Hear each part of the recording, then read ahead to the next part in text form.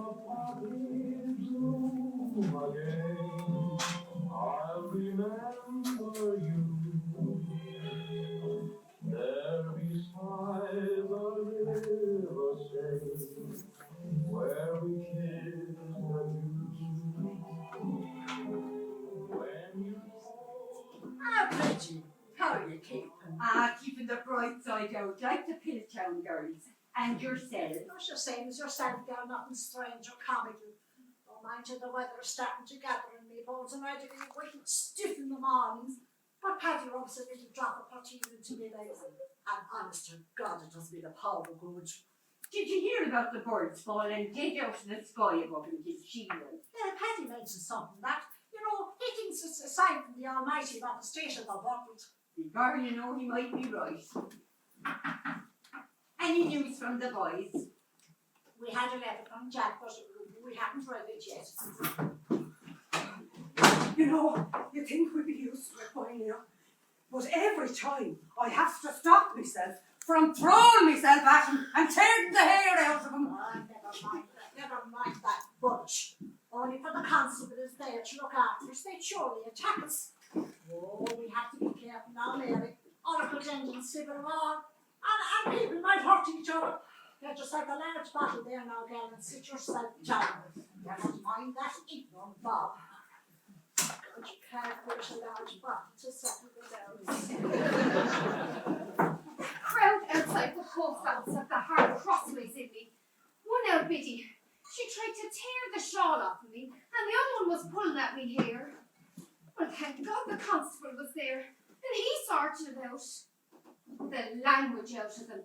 It's the devil's tongue. And just worse they're getting. Come here. And Jack, give the lady a large bottle. And leave me a small sup of Jameson's. God love her. One of these days there'll be fierce ructions in the land. Now you have it, Bridgie.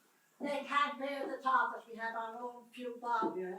Sure, never in the history of the whole world have the mother of the lanes their own few Bob to spend in whatever way you like. No matter what you say about the British Army, they'll never look at their hands every Tuesday at the post office on the desk. Sure, what was every year for the men? Picking a few fraycons or blackberries, dragging a few breadnies, or trying to sell a few blocks. Nothing else. Except maybe an odd day at a thrashing, or a day with a shovel, if they had one. Yeah. That's no way to raise a family. I'll tell you what, Cassie, you never spoke a truer word. What's more, you can see it. The children have shoes. There's always a bite on the table, and a good fire. Yeah. Sure, only last week I went out and I bought myself a yard and a half of oilcloth for the table, a new oil lamp that hangs above us on a nailed fire, and it's like being in heaven, sitting there, looking at the lovely flowers and the oilcloth, with your feet cozy at the fire. Sure, what does a person want? And the children are warm under the blankets, and the kettle bubbling on the grate, with an old caddy of tea on the shelf with milk and sugar, and 5 lovely china mugs hanging on hooks by the fire. Well, we have to have standards, don't we? Or apart from I thought we were heirs, but you have a point. Sure, I remember when Mikey was made a corporal. Sure, didn't I go straight out and buy a tin bath and a washboard? And when I'm now in the haggard, with the line of washing whispering in the breeze, dancing in the sun, with the smell of carbolic soap into the air, I think I'm in heaven. It's the whole thing of having decent clothes to hang up, and being able to have a good old rubber-dub-dub and a new washboard. There's something magic about it. Do you know what I mean? And when I put on the bit of rouge I bought, well, the rent man told me that all looked the picture of glamour. and that I should be on the stage. Well, I couldn't have put it better myself, but you'd want to watch out for that Redman Bridge. From what I heard, given half a chance, he'd knock his pipe out on anyone's mantelpiece. Well, we speak as we find. But you know, I felt the same when I bought the whitewash. Just sitting on the stool outside the house, and the walls glittering bright, or watching the sun breaking beyond the chimneys in the lane, and listening to the children and they scampering and skipping, playing away in the old broken place below the lane, easing themselves in and out of childhood, and knowing that when you called them in, there'd be something for them to eat on the table. Well, God knows we don't ask for much, but it isn't a great feeling to have that steady few bob coming in every week, thanks to my Jimmy and all our men abroad in France. Yeah. But you know, it's lonesome in the nights and the frost is biting the slates and there's no Jimmy to cuddle up to. These last couple of months since he's been away, I've had a restless few nights without him, I can tell you. God knows, but you're dead right, Florrie. It makes you think of a few other things that might give you comfort, but given the circumstances, I'll keep them to myself. Stop that now, Mary Hannigan, or you'll have us all reaching for our rosary beads. Oh, thank God for our men, and they fighting over there day after day like young gladiators, and they not a murmur out of them. But they don't be fighting all the time. From what I hears, they only fight for a few days, and then they're marched back to a kind of a holiday camp, where they get hot baths, plain clothes, and plenty to eat, and not to mention another few home comforts. What in God's name do you mean, a few other home comforts? Arrow, will you cop yourself? I mean, the kind of home comforts that a natural Irishman, or any other man for that matter, after he breaking his strength doing all the fighting, and he's hundreds of miles away from home and in a foreign land. You don't mean what I think you mean. How will you cop yourself on? Listen, thank God it's not all blood and thunder for our poor lads. Listen to this. Mademoiselle from Armentier, parlez-vous? Mademoiselle from Armentier, parlez-vous? She do it for whiskey, she do it for rum, she'd even do it for rum. Mademoiselle from Armentier, Parlez-vous. Mademoiselle from Armentier, Parlez-vous. You didn't have to know her long to know the reasons men go wrong. Dinky dinky parlez-vous. Oh, Mademoiselle from Armentiers, Parlez-vous. Mademoiselle from Armentiers, Parlez-vous. she's the hardest working girl in town, but she makes her living upside down. Parlez-vous. Mademoiselle from Armentier, Parlez-vous. Mademoiselle from Armentier, Parlez-vous. You might forget the gas in the shell, but you'll never forget the mademoiselle. Dinky dinky parlez-vous. Oh, did you get me drift now, Bridget? No more of that. We'll be giving our brave men a bad name, sure. God love them. They're as pure as the driven snow, and as brave as lions, that's what they are. I can still feel my heart thumping when I think back to the day when the train was pulling out of the station, with only the steam hiding the tears, and the children huddled about me, wondering what was happening. Well, God knows, but I've said it often enough.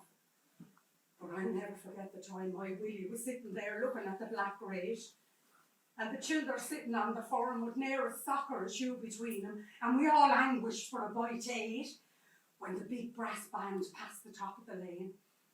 Well, he looked at me with the saddest eyes I've ever seen in a man, and I knew what he was thinking, and the heart went crossways in me when he stood up and made for the door, and my Willie Oak stood up and followed him. Do you know, I never felt so proud or so lonesome all at the same time when their footsteps disappeared up the lane. But you know what? From that day to this, we've never known a day's hunger. And the old fire is always ready to throw blue, green and gold flames around the room to pepper the rafters with a splash of colour, to wrap us around like warm blankets. Oh, sure, God knows I know that feeling. Well, I remember Jack, the little fellow with the blondie head of curls, and himself and his brother Billy running down the main street after the army band.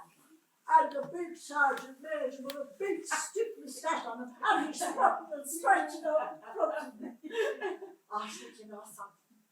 The heart is broken in me when I think of the shining looks their eyes had then, and the deep, dark shadows that followed. The brave music of the distant drum. Well, I know some men are bad in bed and worse out of it, but that sergeant could thresh and strut over me any time of night. Ever not near, we'll have no more of that. What would they think of us if they heard the likes of that? By the way, Catty, how's your Paddy? I heard you wasn't too well with that old cough piece. I sure Paddy was never the same since the boys went away. No one to help him now with the heavy lifting when it's needed, but sure he never complains. But mark my words, there's a gap left in our lives since the boys went to war, and 'twill never ever be filled. But we're a solid stuff, we the people of the lane. Hey. And never let me say that our mother of the lane's raised the gibber. Did I ever tell you about that one I get up at the top of the lane? He's never done roaring and shouting at me. God, ye slackers, 'tis with the Germans he should be fighting the British. The cheek and a face like a well slapped ass. If he's not careful, I'll put out his other rifle. We have to listen to thunder. But look out for the lightning. These bunch of traitors and slackers. This is the flag you should be defending. The proud flag of Ireland that so many have died for. And not that Cromwell bunch across the road. No, Tommy, get out. Know your place now, come on. I won't have my customers being attacked. Now, come on, get out of here, come on. Sorry to me opinion. They have men over there fighting against our friends, the Germans, when they should be here, defending Irish freedom. Now, I run a peaceful house here and they won't see my customer being attacked. Now, come on, get out. England's danger is Ireland's opportunity. Come on, get out. Come on, get out. You're worse serving them. They all should be. Get out. Well, the cheek of that blackguard. It's worse and worse they're getting. My Willie will soon put manners on him. Bad cess to him anyway, with his roaring and his spitting. He'll end up the rest of his life with the arse out of his breeches. Bad cess to him anyway. They're a useless bunch of gits, and that's a fact. Let them forget. But we shall always remember them. Our bold, brave minstrels! Hey, Has anyone a woodbine? I joined for a pull. Hey, that reminds me. I gave a loan in the pipe to Mary Watts and she never gave it back to me. There's a woodbine for you now, Mary. Though Patty always says to us, if God meant us to smoke, he'd have put chimneys on our heads. well, my mother lent her teeth to old Mag, and that was over a week ago. And they're not a sign of him coming back. I'd say there's hardly a bone left over from a hutching or a crew bean for the dog in that house. The letter from Jack, will one of you read it, Paula? I never knows where I live, and my glasses scarred. You want me to read it? You can. Oh, please, Jack, I'd be obliged.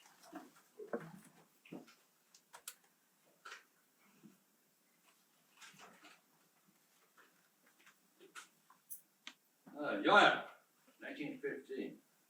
Dear Mother, very cold here, but we got some blankets. The food is not too bad. Tommy Noonan, McGrath and Snug is here with Billy and me, and we talks about things. His father's cough any better. Mickey McGrath was hurt, but I can't talk about that. We saw Muddy Waters in Cook Lane, but we couldn't talk because he was only passing. Give our love to Father and the boys and tell them a happy Christmas from us. Billy says to say hello and says he'd love a crew bean. And your loving son, Jack. And he sent you 3 kisses, Cathy. God love you. I'll make no beaning out to the Sacred Heart to bring them all home safe and well. Talking about crew beans, there's not a sign of any coming over the bar. It won't be long now, the unbuckle. Oh, there's nothing sweeter under the stars than a hot blue bean after a large pot. Do you know what I'm going to tell you? The war is going to be over by Christmas. We're a bad sister anyway, she's always bringing us back. If this be war, may we never have peace. They are saying it all around the town. I don't mind them, Mary girl. Alright, Cassie, will you give us one of your own songs? Come on, Yeah, Jack, come on, give us a song. My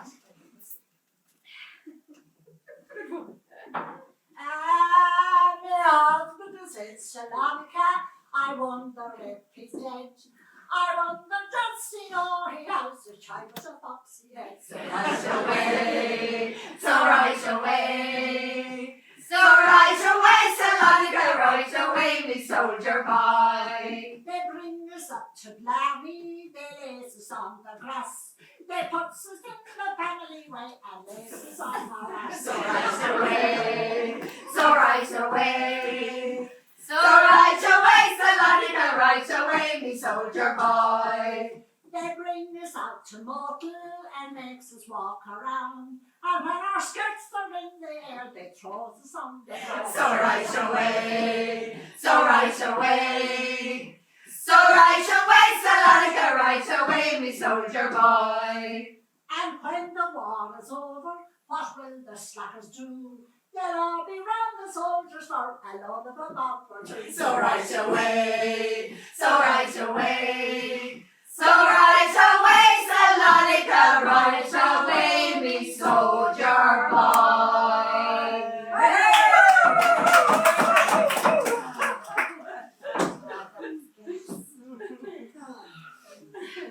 Did anything go to the mission last week? The mission? The mission? Sure, I had myself saved twice during the last mission. Mind you, the priest was gorgeous. But didn't you start with the stuff about purgatory and limbo? About getting churched after the babies were born, and about 8 and 8 on a Friday. And God forgive me, didn't you get to the bit about the fires of hell and the everlasting flame and the stink about the place with the flesh peeling off you, and it's everlasting because it goes on forever. And I'm not joking you. I was in the confession box before you could say boo to a goose, and I was as holy as a nun. No, ladies, please. No politics and no religion. We'll have to say a deck of the rosary now before we can get another large bottle. And before you know, baby tents we can't even smoke. Oh, not for the name of God, the Lord commenter. But I tell you about them missions and the like, they're nothing but a crowd of butchers. I told them they can have me soul any time they like and they can do what the hell they want. But you'll not find me on their knees to that army of butchers with their gold cloaks and their fat bellies and their red noses for drinking all that wine. I know, Cassie. Sure, you only have the one immortal soul, and God knows we have the sacred duty to try and save it. The immortal soul is it? I've been searching for mine for the last 50 years now. I've never found it. I can't see it, feel it, or touch it. So how in the name of God am I supposed to save it? Will you tell me that? Sure, Cassie, it's supposed to be a mystery. You're not supposed to understand. That is the whole point. Mystery. Oh, mystery. Oh, that's as clear as muddy water on a frosty night. Mystery never buttered no parsnips, as Nicky McGrath said when he came from London with that posh voice. Well, I am only saying what I know. Well, I'll tell you what I know. You'll be a long time waiting for your breakfast for that crowd to come up the artery, or out of their big houses with their begging bowls and boxes for the poor. Little to the poor of Ireland see of them begging boxes. Oh, with their bells. Aye, with their bells and their angelus. And they're parading around the town, throwing incense into the air. Well, you may not be able to find your miserable soul, but there's some of us who know the living truth. And you ought to be ashamed of yourself. Talking of our godly priests the way you do. They were always there for the poor people in all the hunger years. Oh, God protect me from their misery, their chanting and their everlasting fire. When I go up the ladder to heaven, I look God straight in the eye, and I tell him what I think of his army, in cahoots with this crowd of vote-getters down here. They've done their own mess. Well, you go away with your priests and your bishops, and that countess one down in Dublin, who's a big hat and a feather stuck in it, and she preach upon an Irish up at the West Gate. Oh, I'm telling you, if that crowd gets into Paula and that one I get, they'll spend the first month making up their big fat wages and the following month their fine pensions. Well, now go on now like that. Who are you trying to cut? Will you shut up with your foul tongue talking about our godly priests? You might be going to hell, but there's some of us who keep the faith, and we thank God for all his blessings. Don't you dare tell me to shut up. Who's there to pack to the confession box to that lovely young priest to fill his poor innocent mind with your miserable venial sins? That was a vicious rumour. And I know who started it. And if you say one more word about it, I will give you a puck in the gut. Jesus! Mary and St. Joseph, there's not a woman in Ireland that can give me a puck in the back.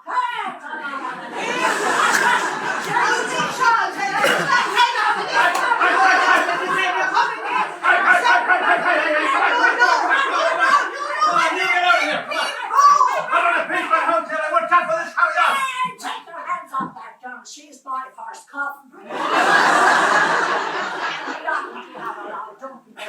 Look, politics and religion is the curse of our day. No, settle down and no more of it. No more of it. God knows there's fierce medicine in the bottle. After all, a little religion is like a large pinch of snug. It clears the head of trees. Or a massive dose of castor oil, it will. Well, you know what that is.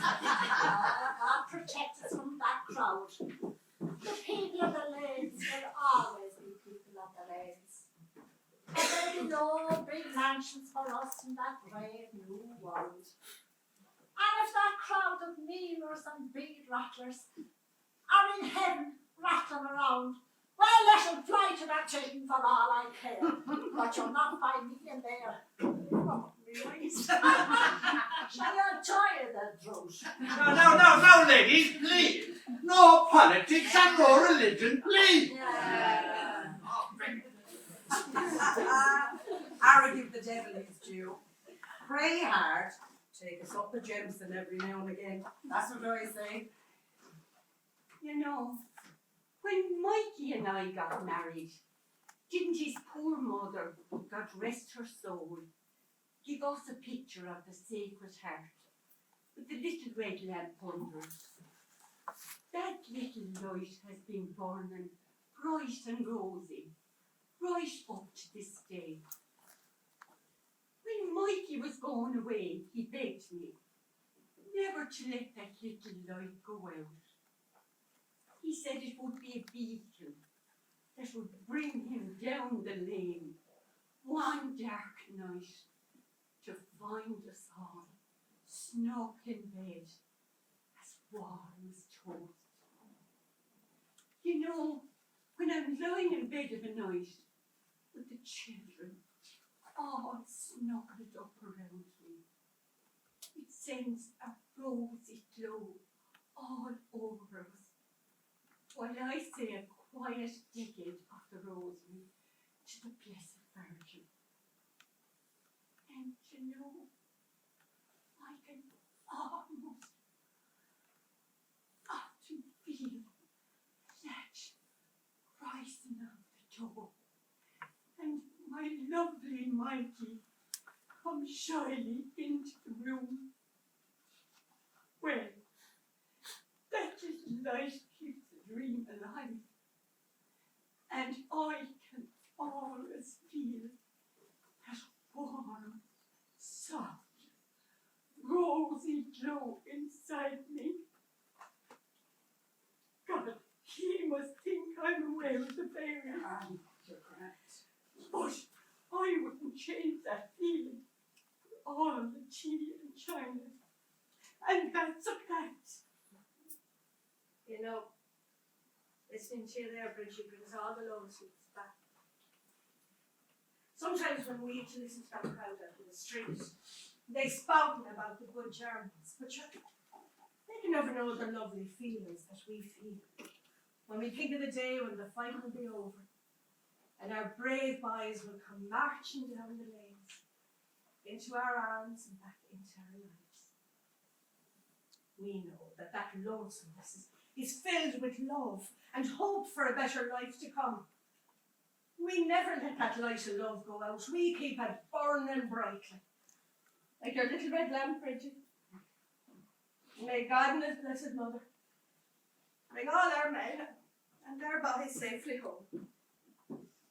Stop that now, Mary. You have us all in buckets of tears. Come on, Mary McCarthy, will you give us one of your own stories? Yeah, give us a yarn. Go on. Well, now, seeing as how you're asking.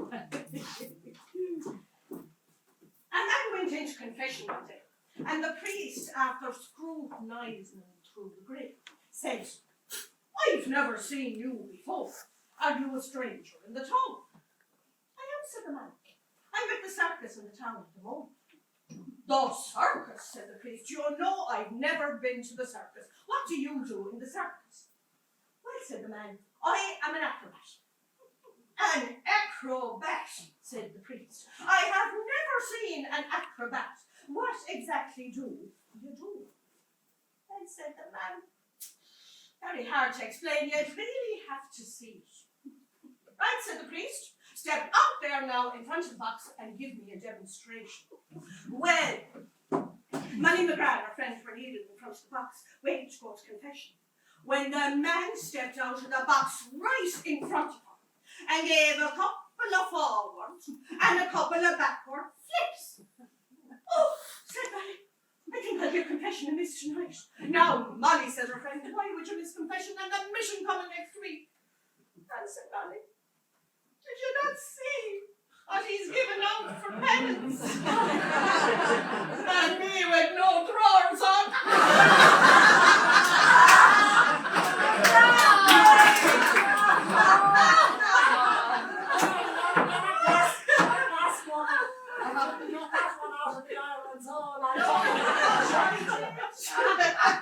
Come on now, Flora, you with the sweet angel voice. Stand up there and sing us our own sweet anthem while we raise our glasses to our boys fighting over there in Dunphy, that God and his blessed mother will bring them home safe. And we keep the home fire burning till they all come marching home. One voice now. One voice.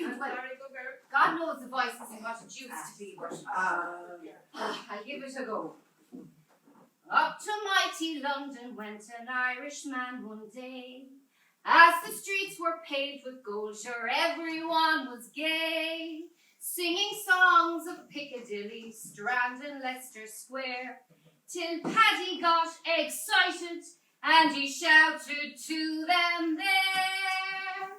It's a long way to Tipperary. It's a long way to go.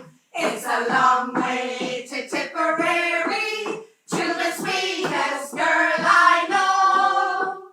Goodbye, Piccadilly. Farewell, Leicester Square. It's a long, long way to Tipperary, but my heart's right there.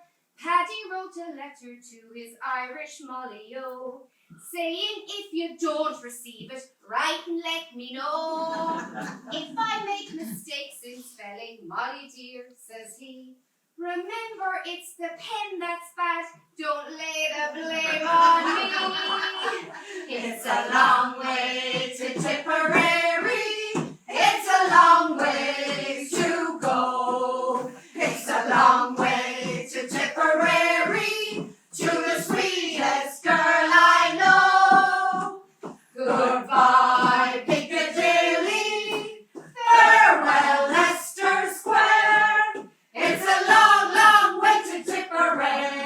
Tipperary, but my heart's right there. Paddy got a neat reply from Irish Molly O, saying Mike Maloney wants to marry me, and so leave the Strand and Piccadilly, or you'll be to blame. For love has fairly drove me silly, hoping you're the same. It's a long way to Tipperary. It's a long way to go. It's a long way to Tipperary, to the sweetest girl I know. Goodbye, Piccadilly.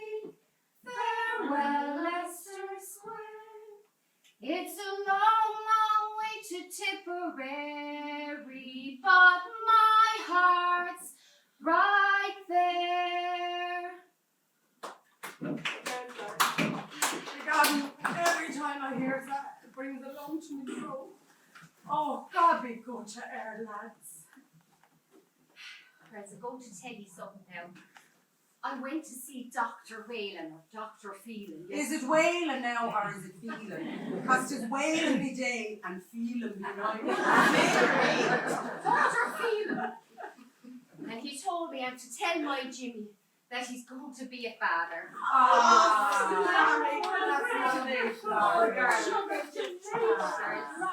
Absolutely delighted with you. And I hope you have a happy and a safe confinement of Flowers. Hear, hear, and so say all of us. Sorry, nice. Mother said, could you come home now? There's after been a telegram from England about your Jimmy. Oh, sweet Jesus. Oh, Jimmy. Oh, gosh. We're going there. We're going to get home to me. Let me pass the child. Oh my God! And his blessed mother, keep the wire right from the door. Sacred Heart of Jesus, protect all our men and our boys. Oh gosh, please keep my Willie and Willie Oak safe. We'll manage, love. We'll manage somehow. Between the laughter and the tears falls the shadow. What am I going to do with the crew beans?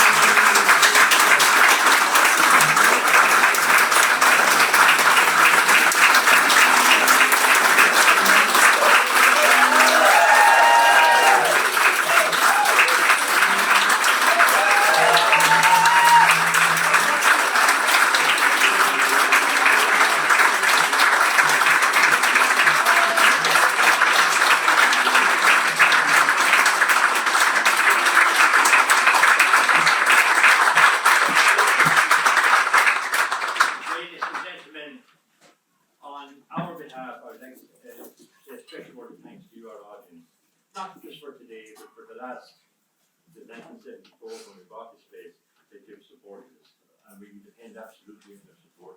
We don't get funding from anywhere, so to put on a play like this requires a huge amount of work, a lot of dedication at rehearsal, and in a very short space of time with COVID, one thing or another, we just finished the play about 3 weeks ago. But the one person that pulls it off together is the director, and our director has directed many plays here since 1954. When the group was founded, and that's paper.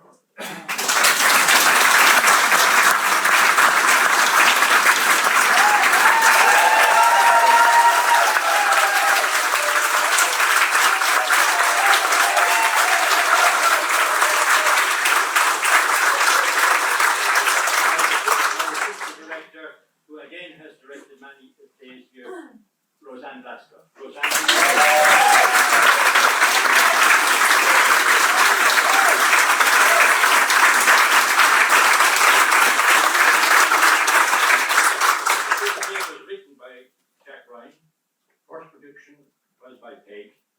Premiere was by Peg last 2.5 years ago. And Jack is so 4 years. 4 years. I did get the cold with that.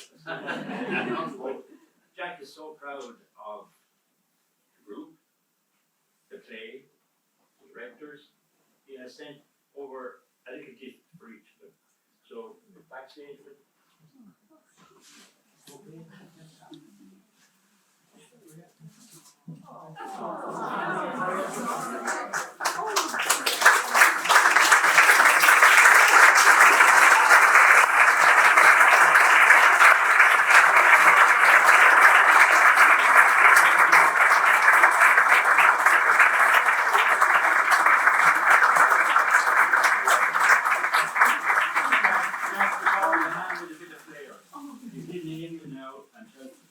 And his wife, and she's not well, so he didn't like leaving her to come over to the play, but we have the videos, and it's now, I think, up on the internet.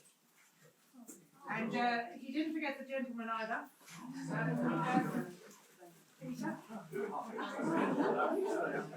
Peter. Hey,